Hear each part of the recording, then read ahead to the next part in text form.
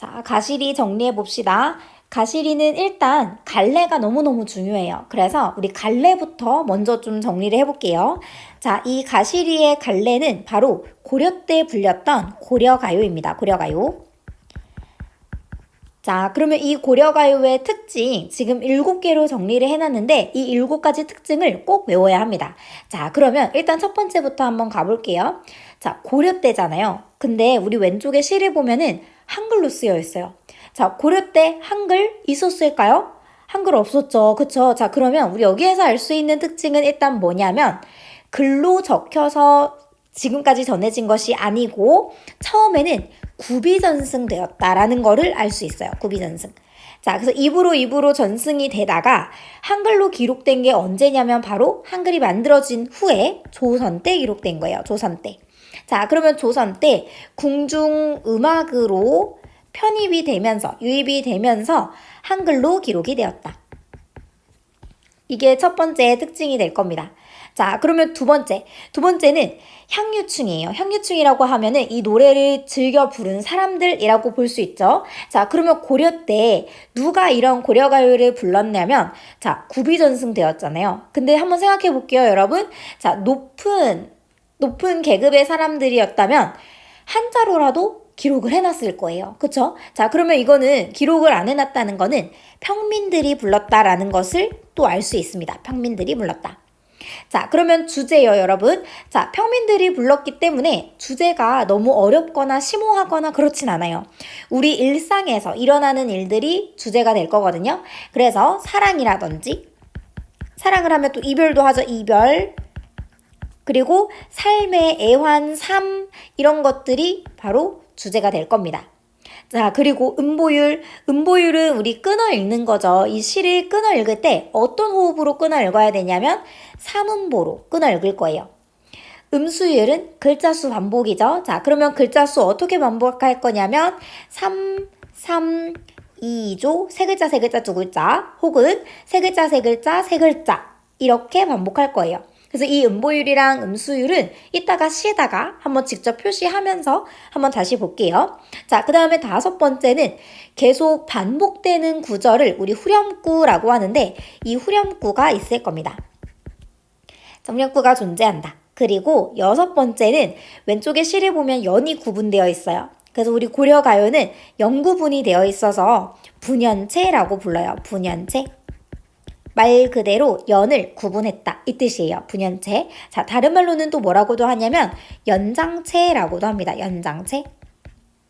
자, 그리고 7번째예요. 조선 때 사대부들이 낮춰 부른 말. 우리 이 고려가요를 부르는 다른 말이 있는데 자, 우리 아까 전에 조선 때 궁중음악으로 유입되면서 한글로 기록했다고 했잖아요. 자, 그러면 이 궁중음악을 기록한 사람들이 누구였냐면 당연히 조선시대 때의 사대부들, 조선시대 때의 이 궁중음악을 기록했던 사대부들이겠죠. 자, 그러면 이 사대부들 입장에서 봤을 때 이런 주제를 가지고 있는 고려가요가 약간은 하찮아 보일 수 있었을 거예요. 그래서 이 조선 때 어떻게 낮춰서 불렀냐면 남자, 여자가 서로 상자예요. 서로 즐거운 노래. 그래서 내용들이 다 남자 여자가 서로 즐거운 노래밖에 없더라 하면서 남녀상열지사라고도 불렀습니다. 자, 그러면 우리 고려가요의 특징 여러 가지 정리를 했어요. 이거는 꼭 외우셔야 하고 그리고 이제 내용으로 한번 가볼게요. 자, 내용 정리할 건데 우리 오른쪽에 해석칸이 있으니까 해석 같이 정리하면서 시를 좀 정리해 보도록 합시다.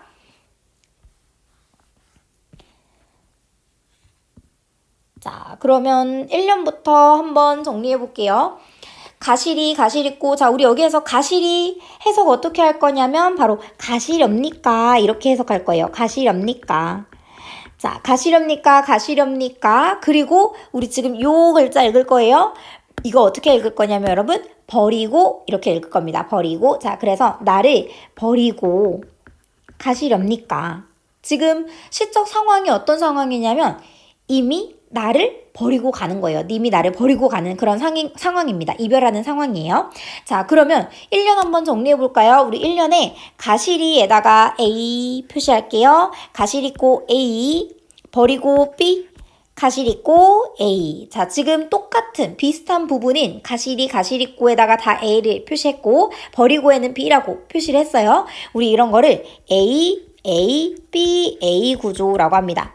자, 그러면 이렇게 A, B, A 구조를 통해서 지금 뭘 만들어낼 거냐면 A를 반복하잖아요. 반복이니까 운율을 형성합니다. 운율. 리듬감, 운율감을 형성할 거예요. 자, 그리고 나는에다가 한번 밑줄거 볼까요? 나는. 자, 근데 여러분 해석에서 한번 봐보면 가시렵니까 옆에 여러분 나는 이라는 글자 있어요? 없어요? 없어요. 그쵸? 버리고 가시리고 나는 해서 나는 이라는 글자 없죠? 해석해 보면. 자, 우리 이거는 해석하지 않을 겁니다. 의미가 없는 부분이에요. 이렇게 의미가 없고 그냥 음률을 맞추는 거를 바로 여음구라고 해요. 여음구.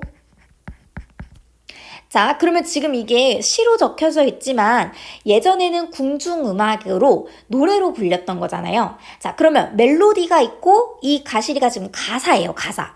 자, 그러면 멜로디에 맞춰서 가사를 노래 부를 때 우리가 가사만 부르진 않잖아요. 막 이런 부분들도 있잖아요. 이런 것처럼 의미가 없는 부분이라고 생각하면 될 것 같아요. 그래서 한번 옆에다 정리할게요. 의미가 없고 그냥 음율을 맞추는 것이다. 음률을 맞추는 것. 자, 그러면 이어서 한번 좀 봅시다. 위증제가 대평성대. 우리 여기다가 형광펜 쳐볼게요. 위증제가 대평성대. 자, 그러면 이 부분이 이 시에서 계속 반복되는 구절이에요. 2연, 3연, 4연에도 계속해서 나오는 거 보이시죠? 자, 우리 이 부분이 후렴구입니다. 후렴구. 반복되는 구절, 후렴구. 자, 그러면 이 후렴구의 효과를 한번 좀 정리를 해볼게요. 일단 첫 번째. 반복이잖아요. 그래서 운율을 형성하죠. 일단 첫 번째는 운율을 형성한다. 자, 그리고 두 번째는 이 위증제가 대평성대가 연 마지막에 나옴으로써 연을 구분해 줄 거예요. 이 후렴구가 나왔다는 거는 연이 끝났다는 거예요. 그래서 연 구분 해줄 거고. 그리고 세 번째. 자, 세 번째는 똑같은 자리에 계속 이 똑같은 후렴구가 나오게 되니까 시적인 안정감을 만들어낼 수 있습니다. 시적 안정감. 자, 그리고 네 번째는 아까 전에 똑같은 위치에 계속 나온다고 했잖아요. 그래서 구조적인 통일성도 가져요. 구조적 통일성. 자, 그리고 마지막 다섯 번째예요. 자, 여기에 나오는 태평성대, 우리나라가 태평한 시절. 이런 거를 의미하는 거거든요. 태평성대. 자, 근데 우리 아까 전에 지금 시의 상황이 뭐라고 했냐면 바로 이별하는 상황이에요. 그러면 이별하는 상황인데 태평한 시절, 태평성대 이런 거랑은 별로 관련이 없죠. 안 어울리잖아요. 그래서 우리 다섯 번째는 바로 이 후렴구가 전체 내용과는 관련이 없다라는 점입니다. 전체 내용과 관련이 없다. 자, 그러면 이거는 어떻게 우리가 추측을 해볼 수 있냐면 처음부터 이 위증질과 대평성대라는 후렴구가 있었다기보다는 궁중음악으로 편입되는 과정에서 편입되는 과정에서 첨가되지 않았을까 라고 추측을 해볼 수 있다는 거예요. 자, 그러면 이어서 2연 한번 봐볼게요. 날러는 어디 살라 하고 우리 요거 해석 한번 적어볼까요? 나더러는 어디 이거 어찌입니다. 어찌. 자, 나보고는 어떻게 살라고 하고 어찌 살라 하고 버리고 가시렵니까? 자, 그러면 여기 부분은 지금 님에게 원망하는 부분이에요. 원망. 자, 그러면 3년 볼게요. 잡사와 두얼이 많으는, 자, 우리 여기 부분 해석 한번 볼까요? 잡아둘 일이지만. 자, 그러면 지금 내 속마음은 바로 잡고 싶은 거예요. 자, 잡고 싶은데 선하면 아니올세라. 자, 그러면 우리 지금 이 선하면이라는 부분요, 여러분 해석 잘 하셔야 됩니다. 이 부분 해석 중요해요. 자, 여기에서 선하면이 착하면 이런 뜻 아니에요. 우리 여기에서는 여러분 서운하면 이런 뜻입니다. 서운하면. 자, 서운하면 아니올세라. 자, 그러면 우리 여기도 한번 표시해 볼까요? 우리 리을세라에다가 동그라미 표시할게요. 자, 리을세라라는 거는 어떤 거냐면 바로 의구형 어미라고 하는 겁니다. 자, 그러면 이 의구형 어미라는 거는 의심 플러스 궁금해하다 이런 뜻이에요. 자, 그러면 이러지 않을까 두렵다 라고 해석할 거예요. 한번 적어볼까요? 안 올까봐 두렵다. 자, 서운하면 안 올까봐 두렵다. 자, 잡아두고 싶은데 만약에 떠났다가 다시 안 돌아올까봐 두려워서 보내드립니다. 이런 뜻이에요. 자, 그러면 우리 여기에서 또 중요한 게 뭐냐면 바로 이 서운해하는 주체예요. 서운해하는 주체. 자, 여기서 서운한 거는요, 여러분. 화자가 서러운 거 아니에요. 화자가 서운한 거 아니고 지금 여기에서는 님이 서운한 겁니다. 님이 서운한 거. 자, 이 님도 여러분 만약에 그냥 내가 싫어서 떠나는 게 아니라 어쩔 수 없이 떠나야 되는 상황일 수도 있잖아요. 자, 어쩔 수 없이 이 님도 떠나야 되는 그런 상황인데 내가 막 붙잡고 그러면 왜 나를 이렇게 힘들게 하느냐, 왜 나를 이렇게 자꾸 잡느냐 하면서 서운해할 수 있다는 거예요. 님이. 이해되셨어요? 자, 그러면 님이 서운하면 안 돌아올까봐 두렵습니다 라고 얘기하네요. 자, 그래서 어떻게 하겠다? 우리 옆에다가 적어볼게요. 결국은 잡지 않겠다 라고 얘기하는 겁니다. 그러면 여기에서 드러나는 화자의 태도 바로 소극적이다. 소극적인 태도, 그리고 이별을 결국은 어쩔 수 없다, 받아들여야겠구나 하면서 체념하고 있어요. 그래서 우리 체념적 태도 드러날 겁니다. 자, 그러면 우리 마지막 연 볼게요. 마지막 연. 셔론님 보내옵나니 나는. 자, 그러면 셔론님에다가 우리 형광 펜 또 쳐볼 거예요. 자, 그러면 우리 여기에서는 이 셔론님 부분 중요한 표현법이 쓰입니다. 자, 이 셔론님을 두 가지 의미로 해석을 할 수 있어요. 우리 두 가지 의미로 해석하는 거를 중의법이라고 하죠. 중의법. 자, 그러면 어떻게 두 개로 해석이 될 거냐면 주체가 누군지에 따라서 두 가지로 해석이 될 겁니다. 자, 그러면 일단 이 셔론의 뜻부터 한번 봐보자면 셔론은 서럽다예요. 서럽다. 자, 그러면 이 서러운 사람이 누군지에 따라서 해석이 다르다는 거거든요. 첫 번째는 님이 서운할 수 있어요. 자, 그러면 우리 옆에다가 해석 한번 같이 적으면서 한번 볼게요. 님이 서럽다라고 해석하려면 어떻게 해석해야 되냐면 이별을 서러워하는 임 이렇게 해석을 해야 돼요. 이별을 서러워하는 임. 자, 그러면 님도 아까 전에 말했듯이 그냥 좋게만 떠나는 건 아닐 수도 있어요. 이 님도 당연히 떠나는 거니까 슬프겠죠. 그쵸? 그래서 서러워하는 임 이렇게 해석을 하는 겁니다. 자, 그리고 두 번째를 볼게요. 자, 두 번째 주체는 바로 화자 자신이 서럽다라고 해석할 수 있어요. 자, 그러면 화자 자신이 서러운 거는 어떻게 해석해야 하냐면 나를 서럽게 하는 임을 보내드리니 이렇게 해석할 거예요. 자, 그러면 여기에서 서러운 주체는 지금 나가 되죠. 나를 서럽게 하는, 내가 서러운 거예요.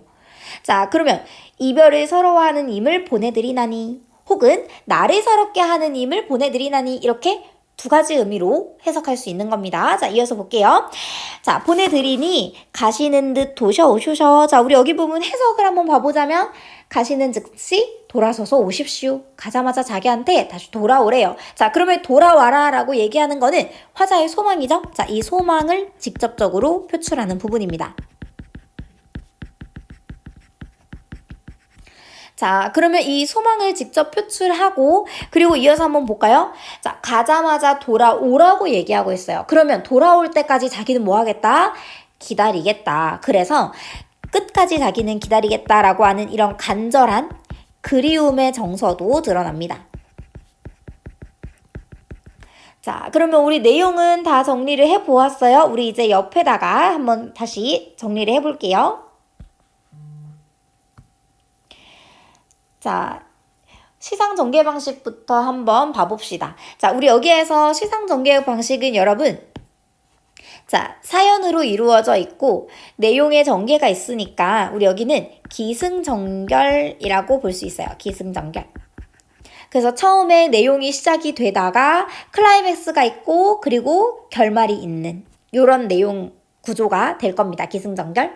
자, 그러면 특징 한번 봐볼게요. 지금 여기에서는 각 연마다의 정서 변화를 한번 정리를 해볼게요. 자, 우리 여기에서 일단 첫 번째, 우리 특징 부분은 일단 별표를 치고, 자, 첫 번째 1년에서는 지금 진짜 가시렵니까? 라고 하면서 지금 애원하고 있어요. 애원. 떠나는 님에 대한 안타까움, 애원.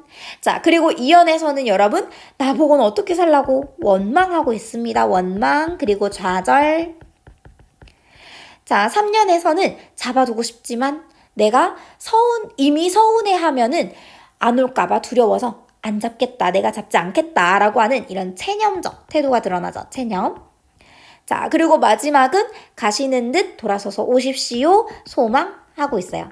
정서 변화 이렇게 체크하고, 그리고 두 번째, 지금 이 대평성대 말고는 다 순우리말을 사용하고 있어요. 그래서 순우리말을 사용하고 있다. 2번 특징. 자, 그리고 세 번째는 화자의 태도가 중요한데, 자, 우리 아까 전에 이 화자는 소극적인 여인이라고 했어요. 소극적 여인. 자, 그러면 이렇게 소극적인 여인을 여러분 전통적인 여인상이라고 합니다. 옛날에 이런 전통적인 여인상의 모습이 드러나요. 자, 그러면 이 전통적 여인상은 보통 어떤 모습인지 얘들아 여러분 한번 정리를 해볼게요. 자, 일단 첫 번째, 이별하자라고 하면은 이별해야지요. 순종적이고. 자, 그리고 두 번째, 이별을 받아들이는 이런 체념적인 모습. 그리고 세 번째는 자기는 님이 올 때까지 기다릴 거예요. 기다려요. 그래서 자기 희생적인 태도. 자, 그리고 자기가 힘든 거는 견뎌요. 우리 견디는 거, 인내하는 거 이런 거를 인종적이다 라고 합니다. 인종적, 인내 똑같은 말이에요. 자, 이런 전통적 여인상의 모습이 드러납니다. 화자는. 자, 그리고 마지막 주제예요, 여러분. 자, 주제는 이별의 정한을 드러내고 있어요. 이별의 정한. 자, 이 정한이라고 하는 거는 바로 한의 정서를 얘기하죠. 한. 자, 우리 아까 고려가요는 음보율, 음수율이 드러난다고 했잖아요. 자, 음보율은 3음보 드러날 거고, 자, 그리고 음수율은 332조, 333조 이렇게 드러날 거예요. 그러면 이거를 한번 끊어볼게요, 여러분. 자, 음보율은 우리 V자로 한번 표시를 할게요. 그래서 끊어 읽을 겁니다. 자, 그리고 짝대기로 표시하는 거는 음수율이에요. 음수율. 글자 수를 반복하는 거. 이거 한번 표시를 해봅시다. 시에다가. 자, 1년에다가 표시를 할게요. 자, 그러면 일단은 가장 많이 오답으로 나오는 것을 한번 좀 정리를 해볼게요. 가장 많이 오답으로 나오는 거. 자, 우리 여러분들 학교에서 선생님들이 시험 문제 낼 때 어떻게 오답으로 많이 내냐면 이렇게 내요, 여러분. 가시리 꽃. 여러분 표시하면 안 됩니다. 가시리 꽃 나는. 이렇게 음보율 가시리 꽃 나는 이렇게 3음보로 표시한다. 이렇게 오답으로 많이 내거든요. 자, 이거 틀린 거예요, 여러분. 이렇게 끊어 읽으면 안 돼요. 자, 이 시에서는 여러분, 자, 3음보 어떻게 드러낼 거냐면 가시리 그리고 가시리 있고 이렇게 3음보예요. 왜요? 나는 부분은 여러분 아까 음이 없는 부분이라고 했죠? 이거는 제외하고 봐야 돼요. 제외하고. 자, 제외하고 그리고 가시리 꽃 안에서 3음보로 읽어야 되는 거예요. 자, 그래서 우리 이 부분이 3음보. 자, 그러면 음수율 한번 볼까요? 음수율은 가시리 3, 있고 2 이렇게 되는 거예요. 자, 그러면 아래도 한번 볼까요? 버리고 가시리 있고 3음보, 버리고 3, 가시리 3, 있고 3, 있고 2, 그래서 3, 2조 이렇게 될 겁니다. 한 번 더 표시해 볼게요. 자, 우리 3년에다가 한번 표시해 볼게요. 잡사와 두어리, 마느는 이렇게 3음보 이렇게 3번의 끈을 읽어야 되고, 자, 그 다음에 음수율이에요. 잡사와 3, 두어리 3, 마느는 3 이렇게 3, 3조 이렇게 될 겁니다. 자, 그러면 우리 가시리는 다 정리를 했어요. 이제 뒤로 넘어가서 진달래꽃 한번 정리해 보도록 할게요. 자, 1년부터 같이 정리해 봅시다. 자, 나보기가 역겨워 가실 때에는, 자, 그러면 지금 이 부분은 너가 나를 만약에 떠난다면 이라고 해서 가정하고 있어요. 가정. 우리 가정법이 쓰입니다. 자, 너가 나를 만약에 떠난다면 이라고 해서 지금 이별의 상황을 가정하고 있는 거예요. 이별 상황을 가정. 자, 말없이 고이 보내 들이우리다. 자, 그러면 지금 여기에서는 우리다 라고 해서 우리 여기다가 동그라미 표시를 할게요. 자, 이연에도 있죠, 우리다. 동그라미. 자, 마지막 연 흘리우리다. 우리다에다가 동그라미. 자, 그러면 지금 여기에서는 종결어미를 반복하고 있는 겁니다. 종결어미.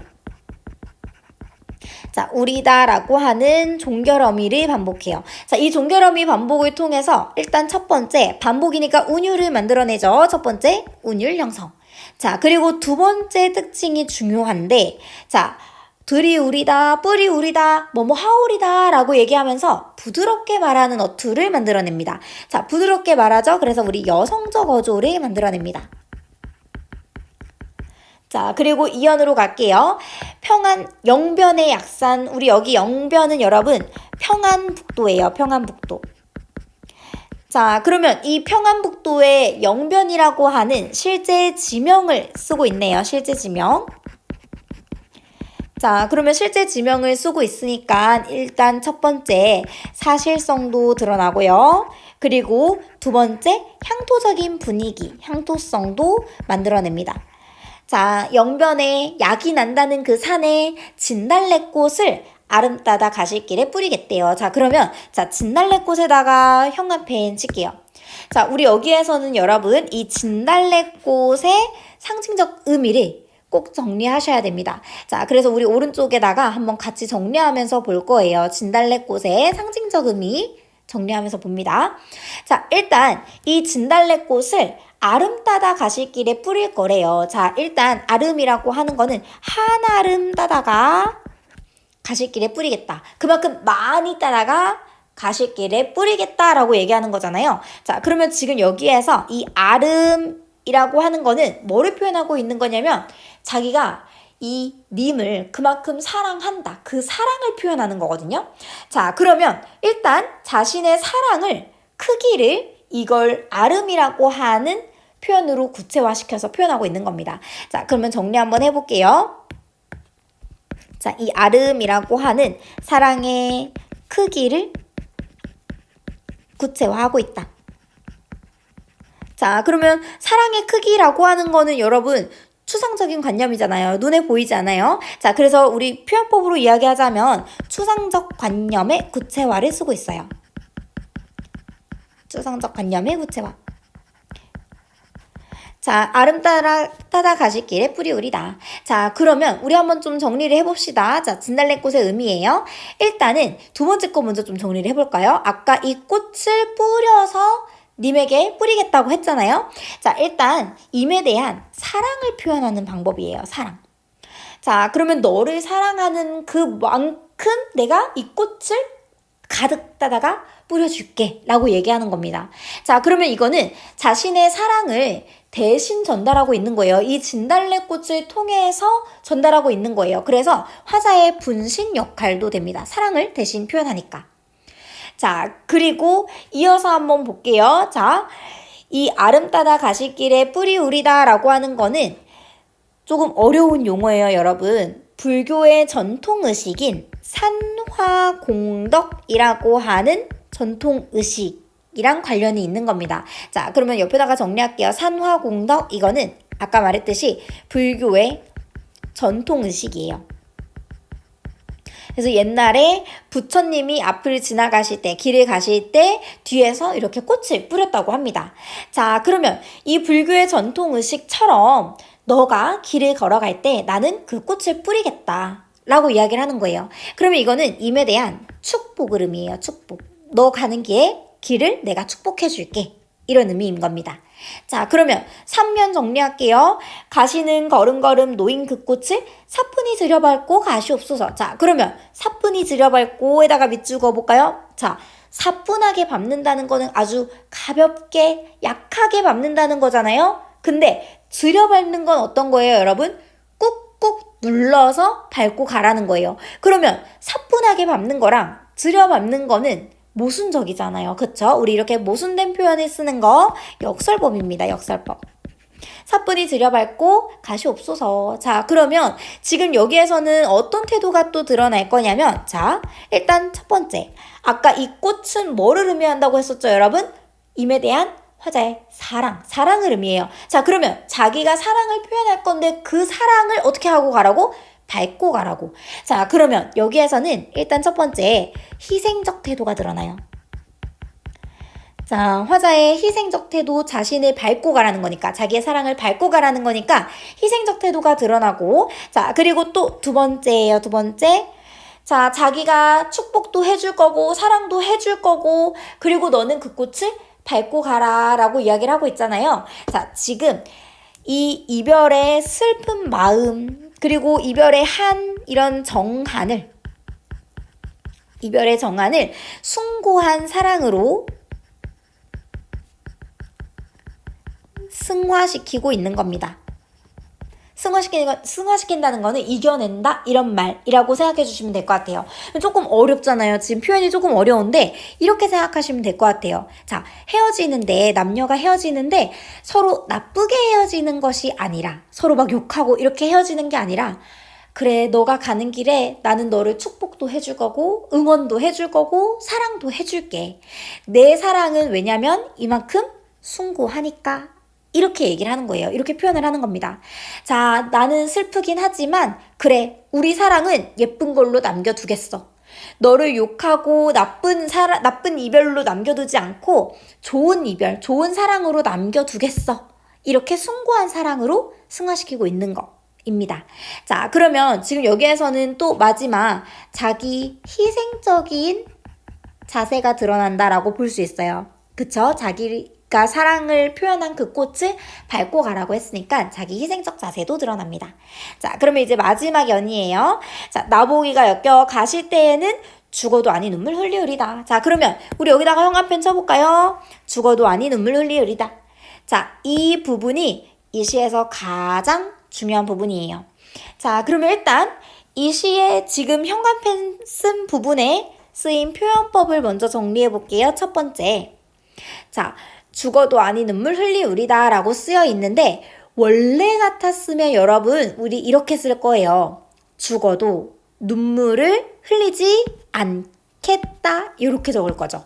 자, 그러면 지금 여기에서 이 아니라고 하는 표현을 원래는 이렇게 뒤에다가 써야 돼요. 뒤에다. 흘리지 않겠다 이렇게. 그쵸? 자, 그러면 지금 여기에서는 여러분 이 부분이 어떻게 해요? 도치가 됐다라고 볼 수 있죠. 문장의 어순을 바꾸는 도치법이 쓰였다라고 볼 수 있습니다. 자, 그러면 이렇게 도치법을 쓰는 이유, 문장의 어순을 의도적으로 바꾼 이유는 뭐냐면 바로 안 흘려 이 아니를 강조하고 싶은 거예요. 절대 눈물 흘리지 않아를 강조하는 겁니다. 자, 그러면 또 두 번째. 자, 화자임과 이별하면서 슬플 거예요. 그쵸? 근데 자기 절대 안 울 거래요. 근데 이 사람 진짜 안 울까요? 아니겠죠. 그쵸? 그래서 우리 여기에서는 반대로 표현하는 방법, 우리 반어법이 쓰여요. 반어법. 자, 그러면 이 반어법을 통해서 우리 드러나는 거 한번 정리를 해볼게요. 자, 겉으로 드러나는 거 일단 표면적 의미부터 한번 봅시다. 표면적으로는 지금 절대 안 울어 라고 얘기하는 거예요.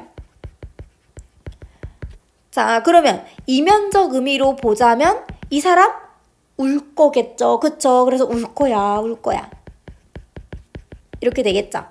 자, 그리고 마지막 세 번째입니다. 세 번째. 자, 우리 여기에서 또 어떤 자세, 어떤 태도가 드러나냐면 아무리 슬퍼도 슬픔이 드러내지 않는다 라고 해서 우리 애이 불비라고 합니다. 슬퍼도 겉으로 드러내지 않는다 이런 뜻이에요. 우리 뜻 한번 적어볼게요. 슬프지만 겉으로 드러내지 않는다.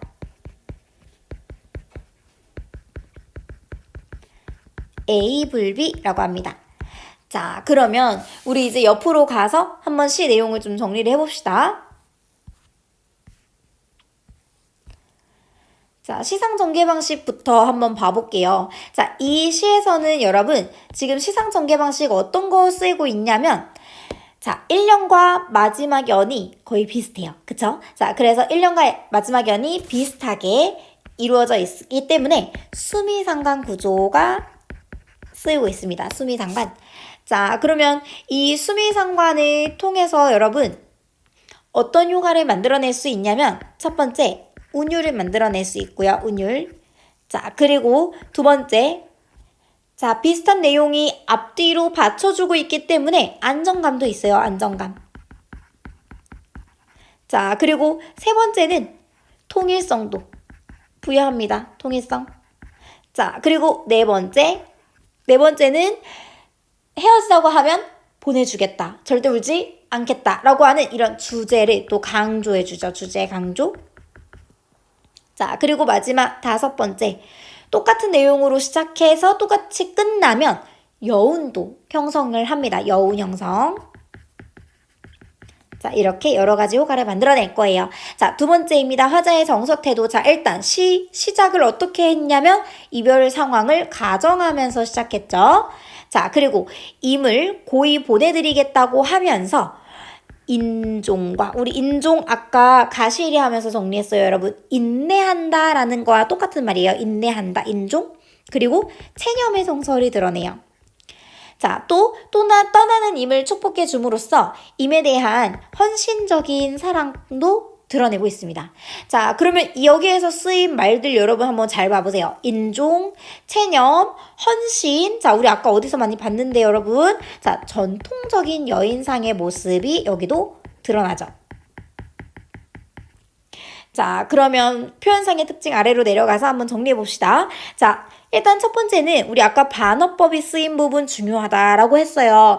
이거를 또 우리 네 글자로는 뭐라고 한다고 했냐면 애이불비라고 한다고 했습니다. 슬프지만 겉으로 드러내지 않는다. 자, 그리고 두 번째, 지금 이 시에서는 민요적 율격이 쓰여요. 민요적 율격. 자, 그러면 민요적 율격이라고 한다면 어떤 거를 의미할 거냐면 여러분, 자, 우리 음수율은요. 7-5조가 될 거예요. 7-5조의 음수율을 갖고요. 그리고 3음보가 될 겁니다. 3음보의 음보율이 될 겁니다. 자, 그러면 우리 이것도 한번 좀 정리를 해볼까요? 시에다가 같이 한번 정리를 해볼게요. 자, 음보율은 우리 V자로 표시를 할 거예요. 그리고 음수율은 짝대기로 한번 표시를 해볼게요. 자, 여기도 마찬가지 여러분 오답, 많이 나오는 오답 먼저 한번 좀 표시를 해볼게요. 자, 그러면 오답 요거 여러분들 먼저 같이 표시하면 안 돼요. 이거는 오답이에요. 자, 어떻게 많이 생각하시냐면 이렇게 생각합니다. 나보기가 역겨 가실 때에는 말없이 고이 보내드리오리다. 이렇게 표시하는 게 오답이에요, 여러분. 자, 이렇게 읽으면 안 되는 이유가 뭐냐면 사문보이긴 한데 자, 그러면 여기 부분 읽을 때 어떻게 할 거예요, 여러분? 말없이 고이 보내드리오리다. 거의 랩해야 돼요, 여러분. 그쵸? 자, 근데 지금 이거는 이별하는 거잖아요. 애절하게 슬프게 노래를 해야 되는데 말없이 고이 보내드리오리다. 이렇게 랩하면 안 되겠죠. 그쵸? 그래서 우리 사문보 어떻게 읽어야 되냐면 나보기가 역겨워 가실 때에는 이렇게 사문보입니다. 한 번 더 나타나요. 말없이 고이 보내드리오리다. 이렇게요. 자, 그래서 사문보가 2번 나타나죠. 한 연에 2번 나타납니다. 자, 그러면 음수율 한번 표시해 볼게요. 자, 글자 수는 우리 아까 7-5조예요. 7글자, 5글자 반복. 자, 표시해 볼까요? 나보기가 역겨워 7, 가실 때에는 5 이렇게. 한 번 더 나타나죠. 말없이 고이 보내 7, 드리우리다 5 이렇게 나타날 겁니다. 자, 그러면 우리 이제 마지막 주제 정리 한번 해볼게요.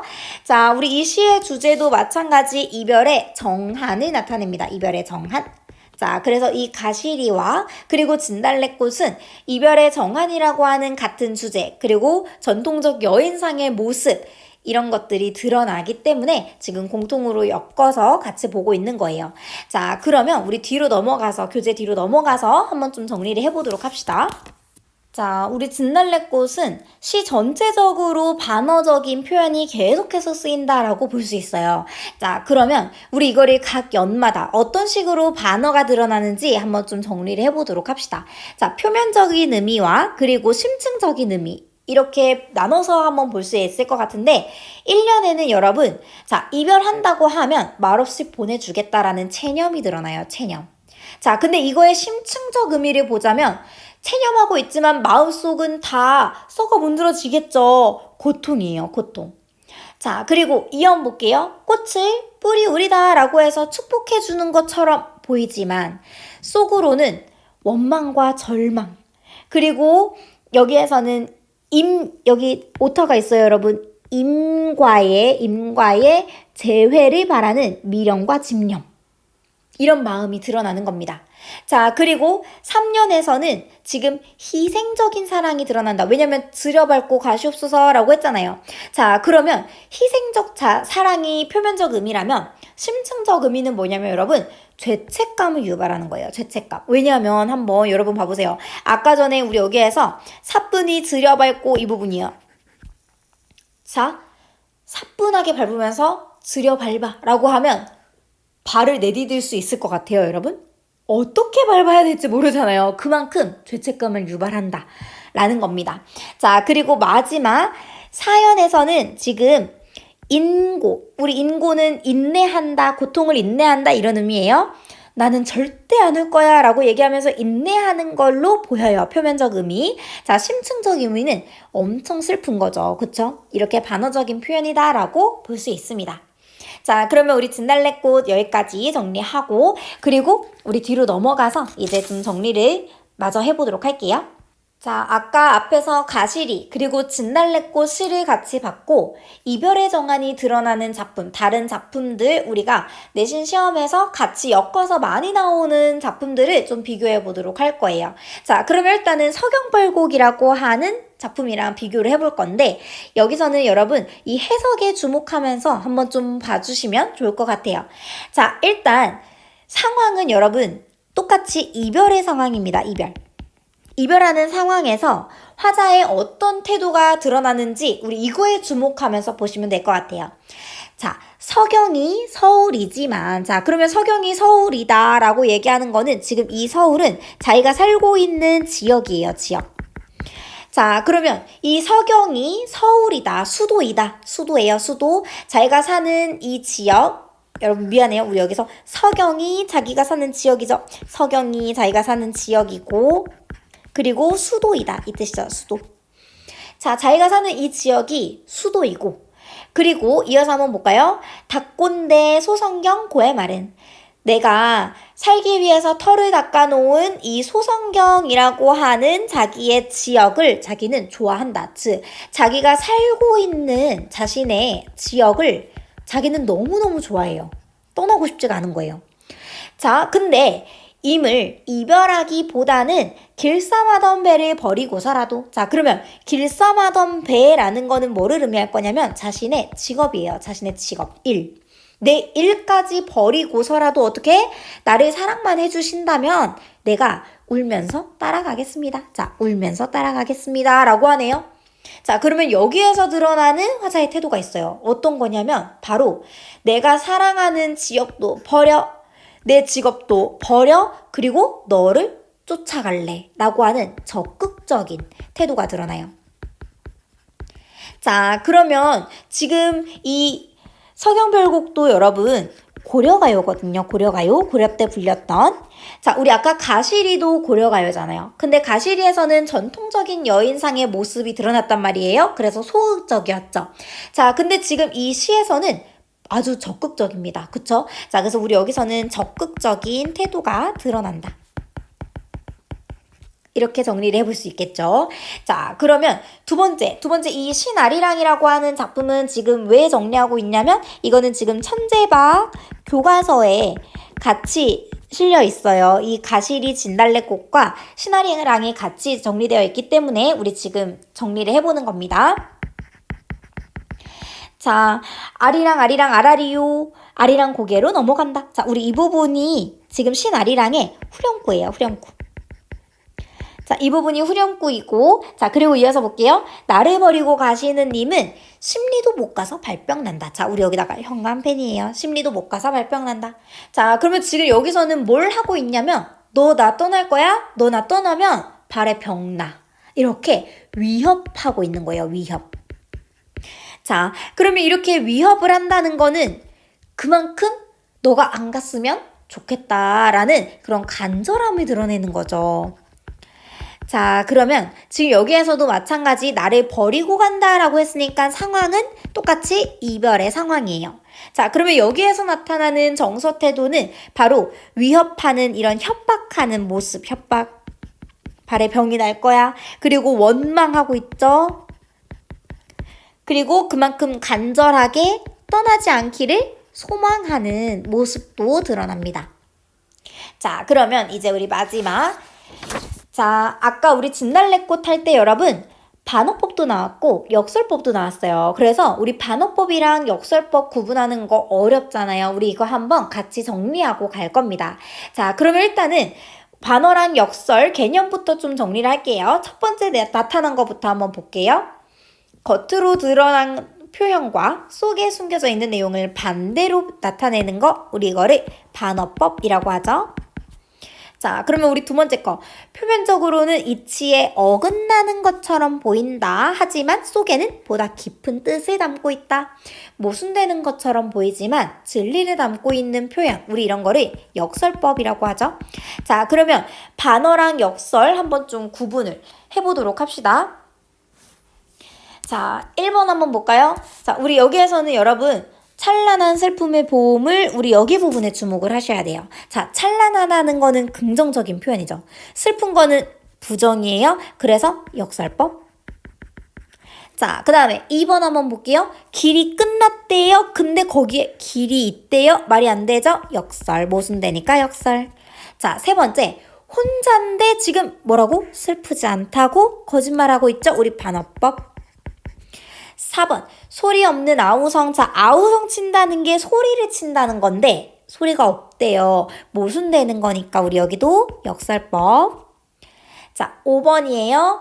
자, 먼 훗날 당신이 찾으시면, 자, 오늘도 어제도 잊지 않았는데 그때 가서 잊었다라고 얘기할 거래요. 진짜 잊었을까요? 아니죠. 거짓말. 반어법이에요. 자, 6번. 자, 고와서 서럽대요. 자, 곱다는 거는 긍정적인 표현, 서럽다는 거는 부정적인 표현. 자, 역설법이에요. 자, 7번입니다. 자, 지금 여기에서 상황은 사랑하는 사람을 잃어버렸대요. 근데 이 겨울을 누워서 편하게 지냈다고 하네요. 진짜 편하지 않았겠죠? 힘들었겠죠? 반어법입니다. 반대로 얘기하는 거. 겨울은 강철로 된 무지개인가 보다. 자, 강철은 조금 부정적인 차가운 느낌이 있어요. 무지개는 희망을 의미하는 긍정이죠. 모순되는 표현, 역설. 9번, 결별이 이룩하는 축복. 자, 결별 부정적이죠. 축복, 긍정, 역설법이에요.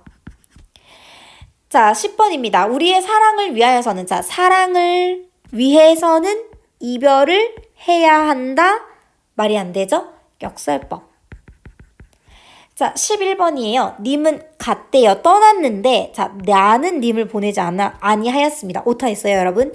자, 님은 이미 떠났다고 하는데, 나는 님을 안 보냈대요. 그러면 우리 이것도 마찬가지 역설법이죠. 자, 12번. 그대를 생각하는 일은 사소한 일이래요. 그럴 법한데 여러분 여기 중간에 거를 잘 보셔야 돼요. 해가 지고 바람이 부는 일처럼. 자, 해는요 매일 져요.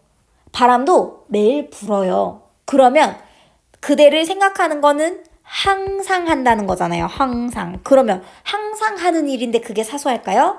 반어법이에요. 반대로 얘기하는 거. 괴로웠던 사나이 행복한 예수. 자, 이 사나이가 바로 예수예요, 여러분. 자, 그러면 괴롭다라고 했는데 갑자기 행복하대요. 그래서 여기서는 또 모순되는 표현이죠. 역설법.